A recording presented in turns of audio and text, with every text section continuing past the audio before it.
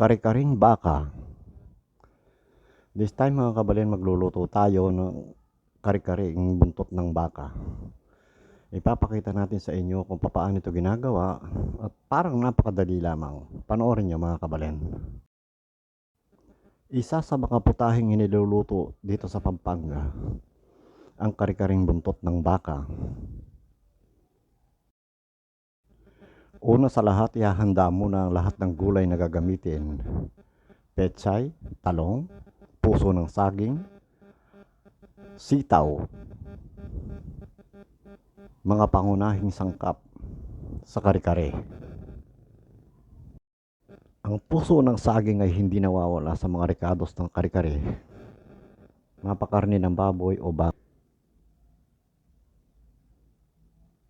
Talong,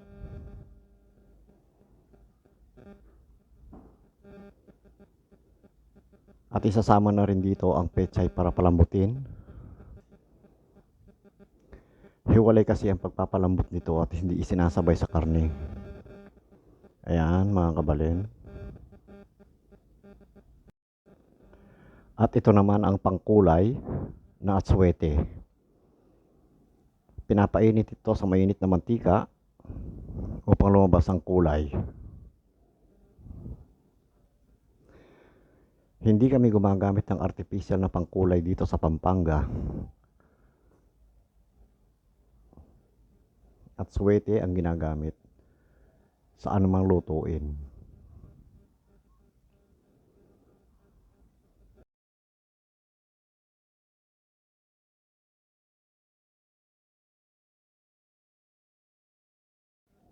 Oh, okay.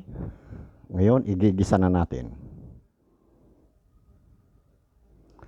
Una ang bawang,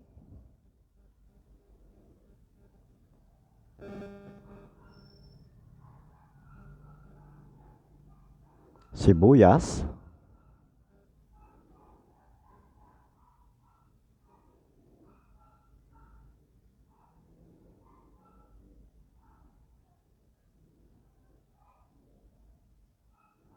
at ang pangkulay natin. Ayan po, makikita ninyo.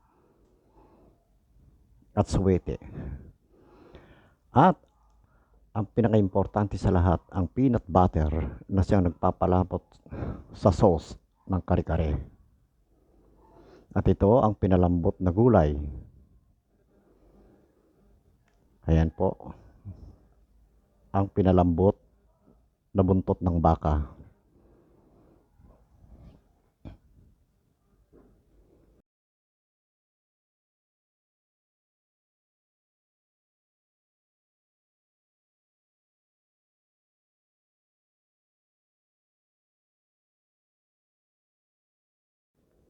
Ayan ang karne, malambot na malambot po.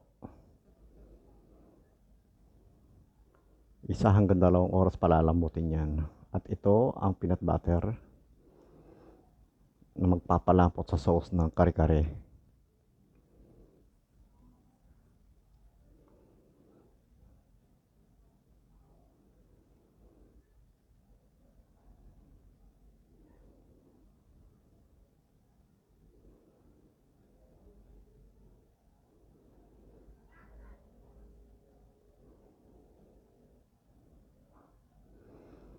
At ito, pagsasama-samahin na lahat ng gulay at ng karne. Okay. Meron na tayong masarap at katakam-takam na kare-karing buntot ng baka.